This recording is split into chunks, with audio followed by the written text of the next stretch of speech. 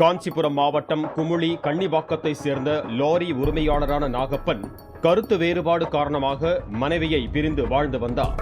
ஜீ தமிழ் தொலைக்காட்சியில் நடிகை லட்சுமி ராமகிருஷ்ணன் நடத்தும் சொல்வதெல்லாம் உண்மை நிகழ்ச்சியில் அவர் பங்கேற்றார்.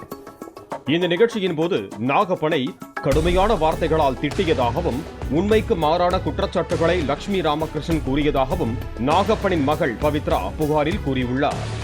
உண்மைக்கு மாறாக நிகழ்ச்சியை ஒளிபரப்பியதால் தனது தந்தை அவமானம் தாங்காமல் தற்கொலை செய்து கொண்டதாக கூறியுள்ள பவித்ரா, இதுகுறித்து பள்ளிக்கரணை காவல் நிலையத்தில் புகார் அளித்தும் நடவடிக்கை எடுக்கவில்லை என்று குற்றம் சாட்டியுள்ளார். எனவே ஜீ தமிழ் தொலைக்காட்சி சொல்வதெல்லாம் உண்மை நிகழ்ச்சியை தொகுத்து வழங்கும் லட்சுமி ராமகிருஷ்ணன் ஆகியோர் மீது நடவடிக்கை எடுக்க வேண்டும் என பவித்ரா தனது புகார் மனுவில் கேட்டுக் கொண்டுள்ளார்.